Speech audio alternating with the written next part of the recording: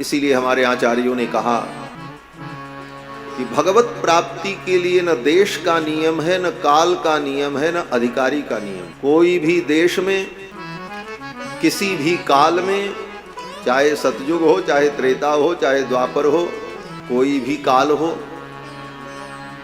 किसी भी देश में, किसी भी काल में कोई भी व्यक्ति भगवत प्राप्ति के लिए प्रयत्न करता है तो वो भगवत प्राप्ति का अधिकारी बन जाता है। इसीलिए आचार्य चरण ने कहा, देश काल अधिकारी नियमो नास्ति। देश काल अधिकारी का कोई नियम नहीं। ध्रुव जी महाराज ने कठिन तपस्या से भगवान का दर्शन प्राप्त किया। 5 वर्ष की अवस्था में राज सुख छोड़कर तप करने चले गए। सच पूछो तो भजन, साधना, उपासना युवा अवस्था में ही होती। बुढ़ापे में क्या होगा? मुंह के दांत गिर जाएंगे, राम राम कहो तो आम आम निकलेगा, राम भी नहीं कह पाओगे। कभी कमर में दर्द, कभी घुटने में दर्द, इतनी समस्याएं, इतनी जिम्मेदारियां। इसलिए भजन का सही काल तो वही है कि जब तक हमारा शरीर स्वस्थ रहे भजन साधन में लग जाओ। आचार्य कहते हैं, यावत स्वस्थमिदं कलेवर गृहम यावत च दूरे जरा। यावत स्वस्थमिदं कलेवर गृहम, ये तुम्हारा कलेवर, तुम्हारा शरीर जब तक स्वस्थ है, यावत च दूरे जरा, जब तक बुढ़ापा दूर है, आत्मश्रेयसि तावदेव विदुषा कार्या प्रयत्नो महान। बुद्धिमान व्यक्ति को अपने कल्याण का प्रयत्न कर लेना चाहिए। और ये सोचो कि बुढ़ापे में हम भजन करेंगे, भक्ति करेंगे, तीर्थ में जाएंगे। कहते हैं ये तो वही स्थिति है कि प्रोद्दीप्ते भवने च कूप खननम प्रत्युद्यमः कीदृशः। कोई व्यक्ति था, उसके घर में आग लग गई। आग लग गई तो फावड़ा उठाया और थोड़ी दूर पर जाकर के खोदने लगा। लोगों ने कहा, तुम्हारे घर में आग लग गई है, तुम आग बुझा नहीं रहे हो, ये क्या कर रहे हो? उस व्यक्ति ने कहा, देखते नहीं हो हम बड़े बुद्धिमान हैं, हम कुआं खोदने जा रहे हैं और जब कुआं से पानी निकलेगा तो अपना घर हम बुझाएंगे। व्यक्ति ने कहा, भैया बहुत बड़े बुद्धिमान तुम तो, जब तक तुम्हारा कुआं खुदेगा तब तक तो तुम्हारा घर जल चुका होगा। वही स्थिति है कि हम बुढ़ापे में भजन करेंगे, हम बाद में साधन करेंगे। बोले ये वही स्थिति है, प्रोद्दीप्ते भवने च कूप खननम प्रत्युद्यमः। इसलिए जब तक शरीर स्वस्थ है तब तक भजन कर लो। एक महात्मा बड़ा सुंदर भजन गाते थे,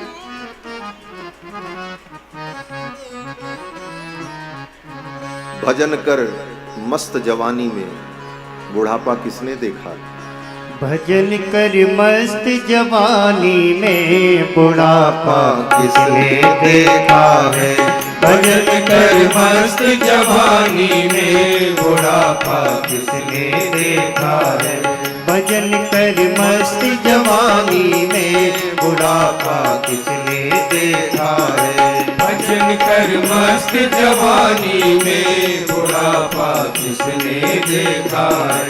कान से बहरे है जाओगे, कान से बहरे है जाओगे, कान से बहरे है जाओगे, कान से बहरे है जाओगे। भजन तुम सुन नहीं पाओगे, भजन तुम सुन नहीं पाओगे। भजन सुन मस्त जवानी में बुढ़ापा किसने देखा है। भजन सुन मस्त जवानी में बुढ़ापा किसने देखा है। भजन कर मस्त जवानी में बुढ़ापा किसने देखा है। भजन कर मस्त जवानी में बुढ़ापा किसने देखा है। भक्त कहते हैं, बुढ़ापे में बहरे है जाओगे। सुनना कम हो जाता है, कभी कभी तो मशीन भी लगानी पड़ती है लोगों को। तो क्या भजन सुनोगे, क्या कथा सुनोगे। बुढ़ापे में कान की ऐसी स्थिति होगी, साफ आवाज भी नहीं सुनाई पड़ेगी, तो कथा को सुनकर समझना यह भी संभव नहीं। बुढ़ापे में बहरे है जाओगे, कथा तुम सुन नहीं पाओगे। इसलिए कथा सुन मस्त जवानी में बुढ़ापा किसने देखा। यही स्थिति है तीर्थ यात्रा की, भ्रमण की। बुढ़ापे में, बुढ़ापा आने पर चलने फिरने की शक्ति समाप्त हो जाती है। घुटनों में दर्द, पैर में दर्द, कमर में दर्द, तो कहते हैं बुढ़ापे में लंगड़े है जाओगे, तीर्थ तुम कर नहीं पाओगे। इसलिए तीर्थ कर मस्त जवानी में, बुढ़ापा किसने देखा। है जाओगे, बुढ़ापे में लंगड़े है जाओगे, तीरथ तुम कर नहीं पाओगे, तीरथ तुम कर नहीं पाओगे। तीरथ कर मस्त जवानी में, बुढ़ापा किसने देखा है। तीरथ कर मस्त जवानी में, बुढ़ापा किसने देखा है। भजन कर मस्त जवानी में, बुढ़ापा किसने देखा है। भजन कर मस्त जवानी में, बुढ़ापा किसने देखा है। ये उपदेश है। कहने का तात्पर्य कि जब तक शरीर स्वस्थ है तब तक आत्म कल्याण का उपाय करें। ध्रुव जी महाराज 5 वर्ष के, उनको ये प्रेरणा उनकी माँ से प्राप्त हुई। कथा को मैं संक्षेप में ही कहूंगा क्योंकि आज तो कृष्ण जन्म तक पहुंचना है। महाराज उत्तानपाद के पुत्र श्री ध्रुव जी महाराज, इनकी माँ का नाम सुनीति और इनकी एक सौतेली माँ जिनका नाम सुरुचि। सुनीति के पुत्र ध्रुव जी हैं और सुरुचि के पुत्र उत्तम।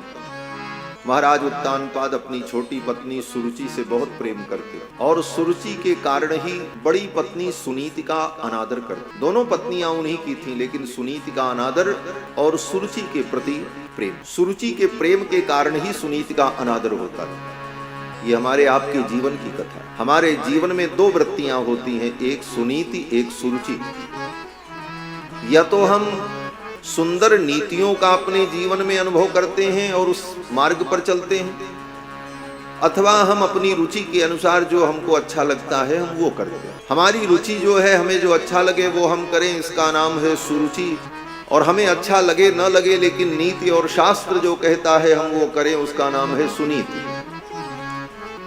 जब व्यक्ति सुरुचि को महत्व देने लगता है, अपनी रुचि को महत्व देने लगता है, तो निश्चित रूप से उसके द्वारा नीतियों का अनादर होने लगता है, धर्म का, शास्त्र का, नियमों का अनादर होने लगता है। महाराज उत्तानपाद सुरुचि के कारण अपनी श्रेष्ठ पत्नी, ज्येष्ठ पत्नी सुनीति का अनादर करते थे और सुनीति के अनादर के कारण ही सुनीति के पुत्र का भी अनादर हुआ।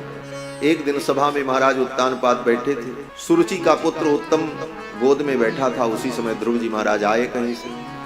ध्रुव जी के मन में हुआ मैं भी पिताजी की गोद में बैठूं, और जाकर के पिता के सिंहासन पर चढ़ गए, गोद में बैठ गए। महाराज उत्तानपाद को तो अच्छा लगा, लेकिन बगल में बैठी हुई सौतेली माँ सुरुचि को अच्छा नहीं लगा। उसने देखा आज ध्रुव से इनका प्रेम बढ़ेगा तो कल ध्रुव की माँ से भी इनका प्रेम बढ़ सकता है। इसलिए सुरुचि ने ध्रुव का हाथ पकड़ा और घसीट करके गोद से नीचे उतार दिया, डांट लगाई। न वत्स निपतेर धृष्ण्यम भवानारूढ़ुमर्हति।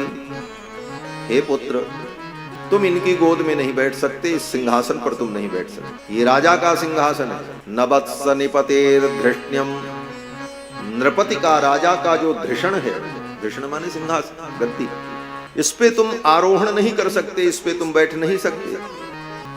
ध्रुव जी ने कहा क्यों? ये मेरे पिता है, पिता की संपत्ति में पुत्र का अधिकार होता है। बिना किसी लिखा पढ़ी के पिता के संपत्ति में, पिता की हर चीज में पुत्र का अधिकार होता है। सौतेली मां सुरुचि ने कहा वो तो है, लेकिन न गृहीतो मया यत्त्वं कुक्षावपि नृपात्मजः। तुम राजपुत्र तो हो लेकिन मेरी कोख से पैदा नहीं हुए, तुम मेरी सवत के पुत्र हो, इसलिए तुम इस सिंहासन के अधिकारी नहीं हो सकते। बालोसी बतनात्मानम अन्य स्त्री गर्भ संभृतम, तुम बालक हो, अभी तुमको ये सब पता नहीं है। अन्य स्त्री गर्भ संभवम, तुम दूसरी स्त्री के गर्भ से पैदा हुए हो, मेरे गर्भ से पैदा होते तब तुमको ये अधिकार होता। 5 वर्ष के बालक को, ध्रुव जी को इतनी बड़ी बात सौतेली माँ सुरुचि ने कही और फटकार लगाई। सुरुचि ने कहा जाकर के तपस्या करो और तपस्या से भगवान प्रसन्न हो जाएं तो उनसे वरदान मांगो कि मेरा जन्म, अगला जन्म सुरुचि के गर्भ से हो और जब मेरे गर्भ से तुम पैदा होगे तब इस गद्दी के अधिकारी बन पाओगे। तपसाराध्य पुरुषम तस्यैवानुग्रहेण मे गर्भे त्वं साधयात्मानं यदीच्छसि नृपासनम। अगर राजा के शासन को चाहते हो तो जाकर के तपस्या करो और भगवान से वरदान प्राप्त करके आओ। ध्रुव जी महाराज को बड़ा दुख लगा। पिताजी ने भी कुछ नहीं कहा, मौन हो गए। ध्रुव जी महाराज वहां से चल पड़े, अत्यंत दुखी हुए। अपनी मां सुनीति के पास आए और मां सुनीति की गोद में गिर करके फपक फपक करके रोने लगे। मातु सपत्न्या सुदुरुक्ति विद्धः। मैत्रेय जी कहते हैं विदुर, मातु सपत्न्या सुदुरुक्ति विद्धः। सौतेली मां के दुर्वचनों से ध्रुव जी का हृदय विदीर्ण हो गया मानो। स्वसन रुषा दंड हतो यथा ही, जैसे किसी सांप को एक लाठी मार दिया जाए, वो घायल सांप लंबी लंबी फुफकार लेता है, उसी प्रकार ध्रुव जी महाराज लंबी लंबी सांस लेते हुए हित्वा मिशंतम पितरम सन्नवाचम जगाम मातु प्ररुदन सकाशम। मां की गोद में आकर के गिर पड़े और रोने लगे। मां सुनीति सब कुछ समझ गई। दासियों के द्वारा, सेवकों के द्वारा सारा वृत्तांत उन्हें पता चल गया। मां सुनीति ने अपने पुत्र को समझाया, बेटा तुम मत रो, इसमें तुम्हारा कोई दोष नहीं है और तुम्हारे पिताजी का भी कोई दोष नहीं। दोष मेरे प्रारब्ध का। मुझ अभागन की तुम पुत्र, मुझ अभागिनी के तुम पुत्र बनकर के प्रकट हुए, इसीलिए आज तुमको ये दुख का अनुभव करना पड़ा। सत्यम सुरुच्याभिहितम भवान में यद दुर्भगाया उदरे गृहीता। मुझ दुर्भाग्यशालिनी के उदर से तुम्हारा जन्म हुआ। आज अगर तुम सुरुचि के पुत्र होते तो आज तुमको ये दुख न होता। दुर्भाग्य ये है कि तुम मेरे पुत्र बने, इस कारण से आज तुमको ये दुख हुआ। मां सुनीति ने महाराज को दोष नहीं दिया, सुरुचि को दोष नहीं दिया, अपने ही दोष का चिंतन करती, मेरे ही पापों का ये परिणाम। धर्मात्मा धर्मशील व्यक्ति किसी भी परिस्थिति में दूसरे को दोष नहीं देता है, वह अपने ही दोषों का चिंतन करता है, मेरी ही कोई कमी हो। मां सुनीति ने कहा, बेटा तुम्हारी मां सुरुचि ने जो कहा ठीक ही कहा है। तुम भगवान का भजन करो, भगवान की भक्ति से, भगवान की कृपा से जीव को सब कुछ प्राप्त होगा। बेटा नान्यम ततः पद्म पलाशलोचनात् दुःखच्छिदं ते मृगयामि कंचन। पद्म पलाशलोचनात् अन्यम, कमल नयन भगवान के अतिरिक्त दूसरा कोई दुख दूर करने वाला नहीं, ये तुम जान लो। और भगवान के चरणों की भक्ति करो, भगवान की ही कृपा से तुम्हारा दुख दूर होगा, तुम्हारे मनोरथ पूर्ण होगा। भक्ति की पराकाष्ठा में, ज्ञान की उच्च दशा में ये कहा जाता है कि भगवान से कोई कामना न करो, यहां तक कि अपने दुख की निवृत्ति की भी कामना भगवान से न करो।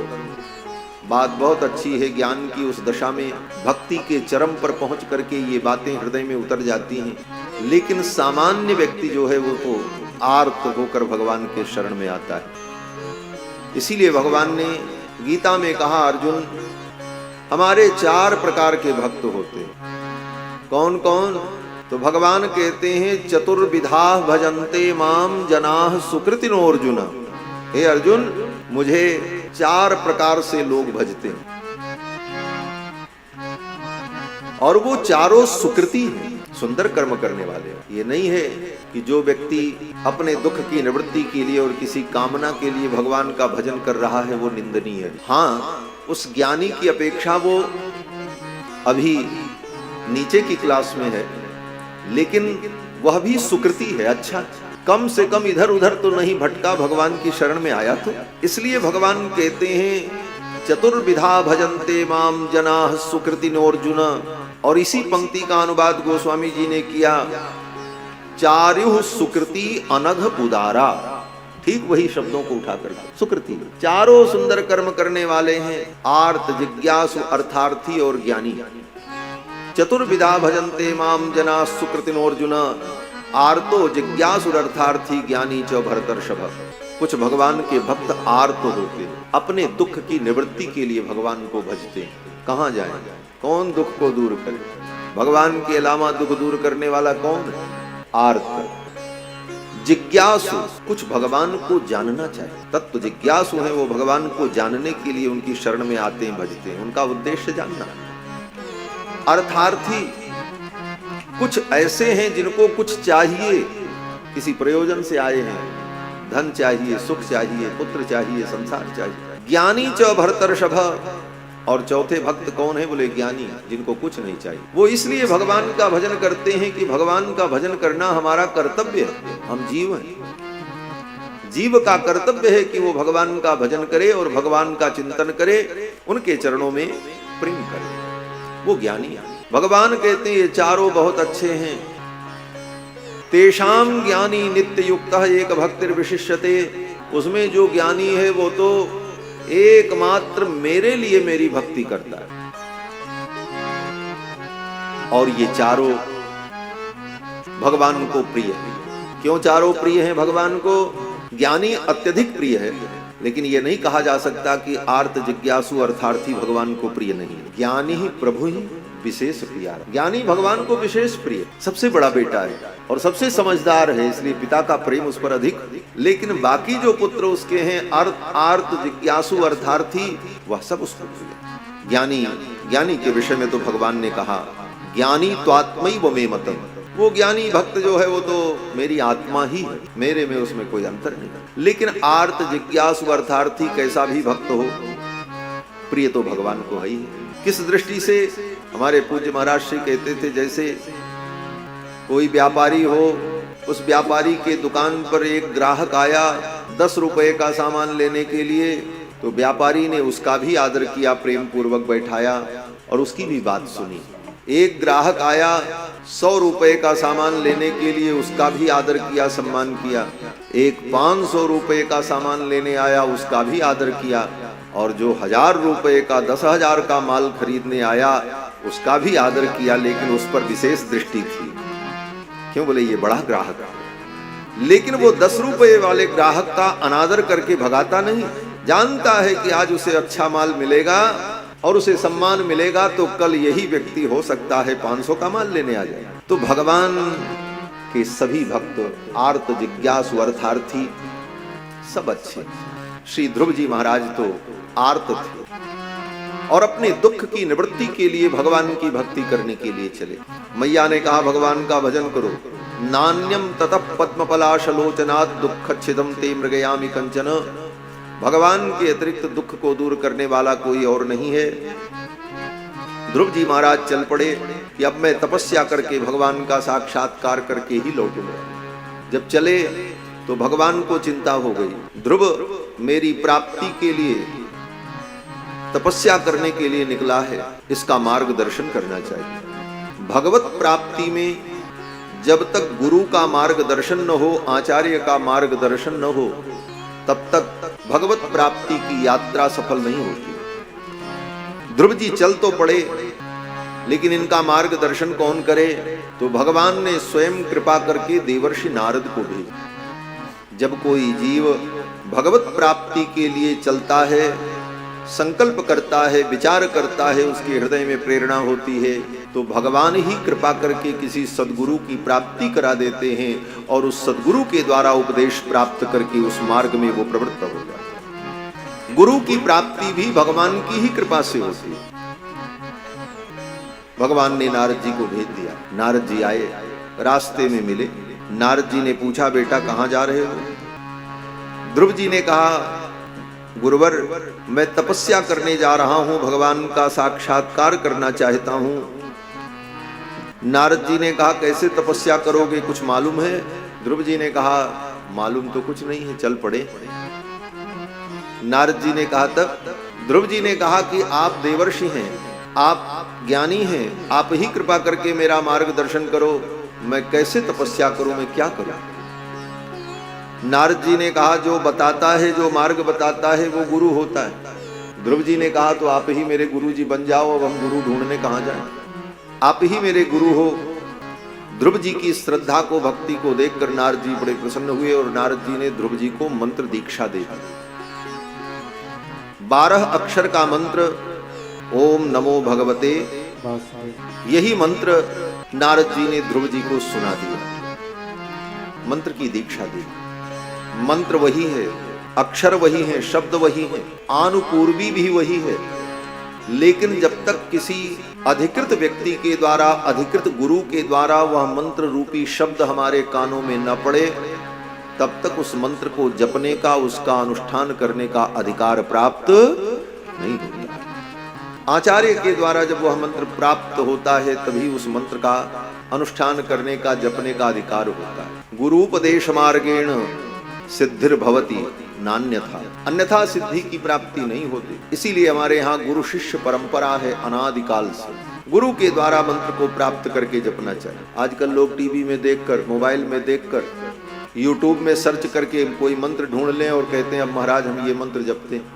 बोले ऐसे कुछ नहीं होता, वो सब मंत्र जपते जपते तुम्हारी जिंदगी बीत जाएगी, कुछ होने वाला नहीं। विधि से करोगे तब फल प्राप्त होगा। गीता में भगवान कहते हैं यह शास्त्र विधि मुत्सृज्य वर्तते कामकारतः न ससिद्धिमवाप्नोति न सुखम न पराम गति। शास्त्र की विधि को छोड़ करके जो मनमाने ढंग से आचरण करता है न उसे सिद्धि मिलती है न उसे सुख मिलता है। तस्मात् शास्त्रम प्रमाणम ते कार्याकार्य व्यवस्थितौ, इसलिए क्या करना क्या नहीं करना इसमें एकमात्र शास्त्र प्रमाण है, शास्त्र जो कहे वो करना चाहिए। नारद जी ने मंत्र दीक्षा दे दी और विधि बताई, जगह बताई। बोले मधुबन में चले जाओ। मधुबन कहाँ है? बोले वृंदावन का ही नाम मधुबन है, वही मधुपुरी है, मथुरा मधुपुरी। मधुपुरी क्यों है? बोले मधु माने भगवान, भगवान का एक नाम है मधु, और भगवान की जो पुरी है इसलिए वो मधुपुरी है। और मधु बड़ा मीठा होता है, मधुर होता है, इसी अर्थ को लेकर के नाम पड़ा मधुरापुरी। मधुरा माने मीठी पुरी, और वही मधुरा बिगड़ करके हो गया मथुरा। हाँ। कहते हैं ऐसे जो मधुर भगवान हैं, उन भगवान की भक्ति तुमने नहीं की तो तुम्हारा जीवन व्यर्थ है। तो मधुरापुरी ही मधुपुरी, वही श्री वृंदावन धाम। नारद जी कहते हैं तत्तात गच्छ भद्रम ते यमुनायास तटम शुचि। यमुना का जो पवित्र तट मधुबन है, पुण्यम मधुबनम यत्र, अत्यंत पुण्यमय जो मधुबन वृंदावन है। विशेषता क्या है उसकी? बोले सान्निध्यम नित्यदा हरे है, जहां भगवान हरि का नित्य सान्निध्य रहता है, जहां भगवान नित्य विराजित है। इसीलिए ब्रज के भक्त कहते हैं वृंदावनम परित्यज्य पादमेकम न गच्छ। भगवान सदा ब्रज में वास करते हैं, ब्रज छोड़ करके जाते नहीं। और हमारी अयोध्या का भी वही स्वरूप। तुलसी तब कैसे अजहु जानिए रघुवर नगर बसैया। भगवान नित्य अयोध्या में वास करते हैं। अयोध्या भगवान की नित्य विहार स्थली है। तो ध्रुव जी महाराज को नारद जी ने कहा जाकर के वहां पहले जमुना में स्नान कर लेना, और फिर जमुना की बालू से भगवान की मूर्ति की कल्पना कर लेना, और इसी मंत्र से जो कुछ तुम्हें मिले चंदन अक्षत पुष्प कंदमूल फल भगवान को अर्पण करके पूजा कर लेना, और भगवान को भोग समर्पण करके प्रसाद ग्रहण कर लेना और मंत्र का जप करना। ध्रुव जी महाराज आए मधुबन में और जमुना के बालू से भगवान की मूर्ति की परिकल्पना की। कृत्वा द्रव्यमयीं बुधा, और जो कुछ उन्हें प्राप्त हुआ उन वस्तुओं से भगवान की अर्चना की।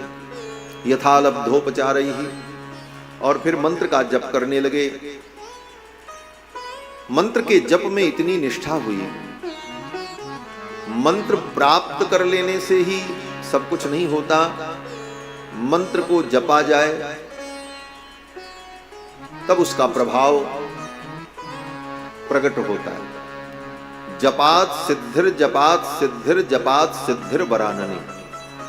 भगवान शंकर भगवती पार्वती से कहते हैं, देवी जप से ही सिद्धि की प्राप्ति होती है।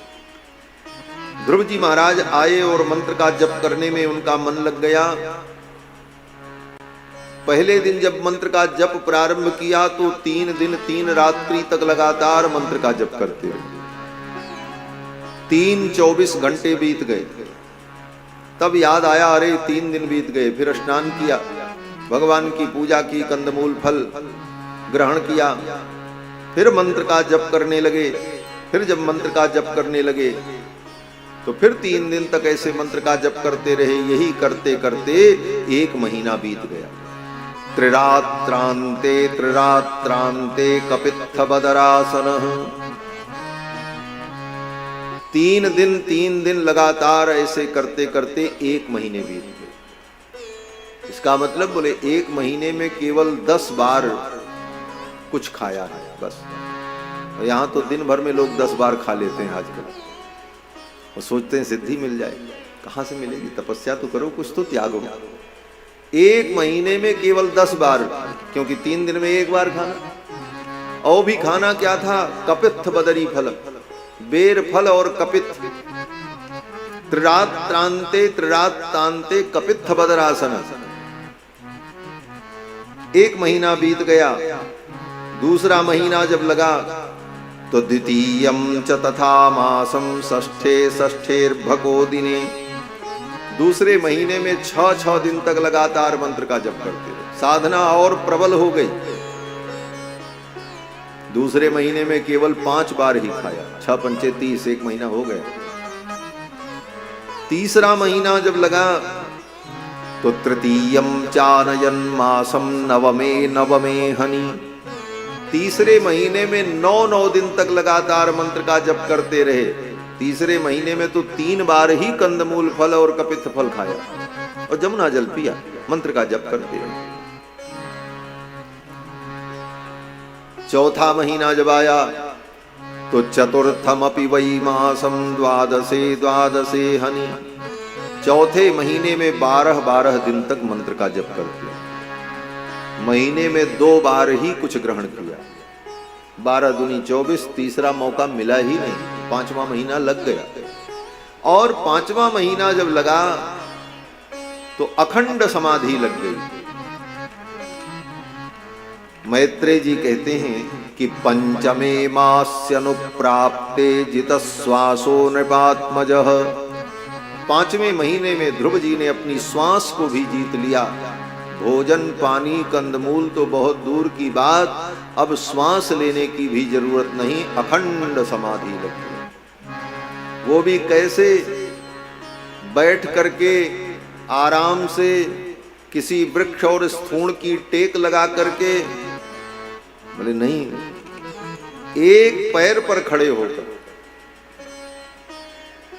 एक पैर पर खड़े हैं और दूसरे पैर को मोड़कर घुटने पर टिका दिया।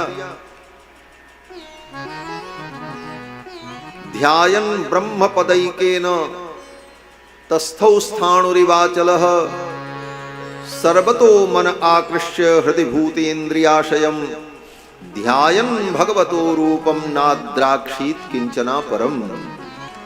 मैत्रेय जी कहते हैं कि एक पैर पर खड़े होकर दूसरे पैर को घुटने पर टिका दिया और अपने मन को, अपनी इंद्रियों को संसार से खींचकर एकमात्र अपने हृदय में अंतर्यामी परमात्मा भगवान नारायण के चरणों में लगाकर अपने हृदय में ही भगवान का दिव्य दर्शन करने लगे।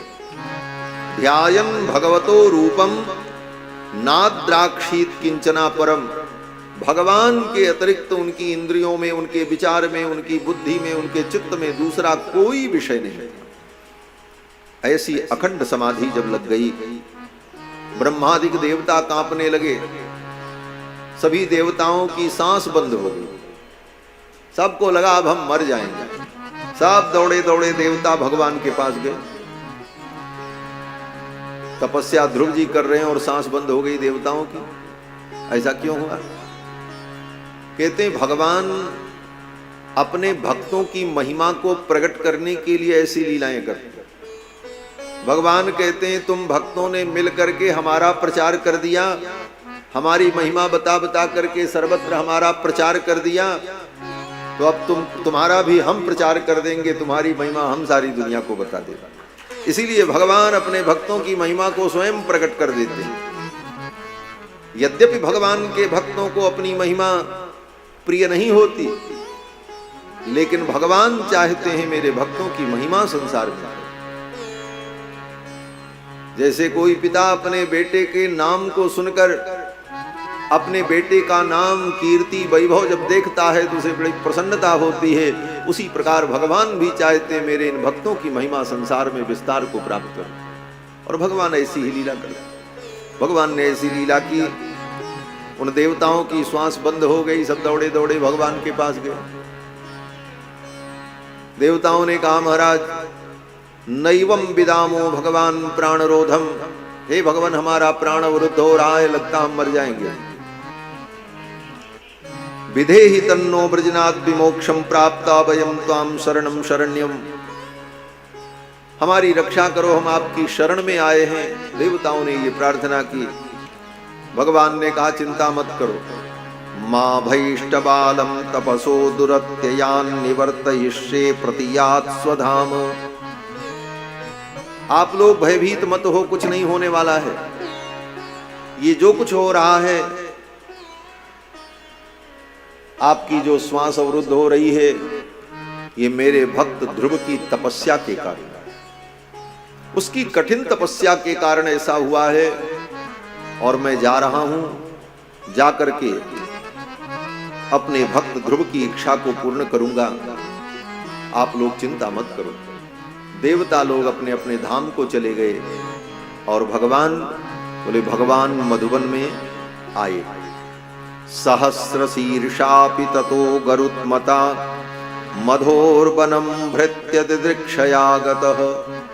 मैत्रेय जी कहते हैं कि भगवान सहस्र शीर्षा, भगवान का एक नाम है सहस्र शीर्षा, जिनके हजारों सिर, हजारों का मतलब अनंत,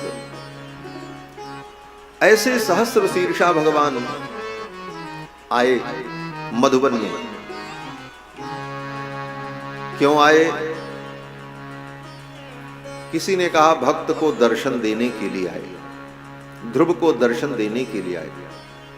मैत्रेय जी कहते हैं नहीं नहीं, ध्रुव को दर्शन देने भगवान नहीं आए, ऐसे अपने भक्त ध्रुव का दर्शन करने के लिए भगवान मधुबन में।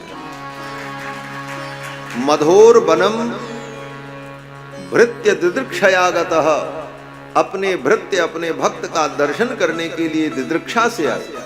दिदृक्षा माने द्रष्टुम इच्छा दिदृक्षा, अपने भक्त को देखने के लिए भगवान आए।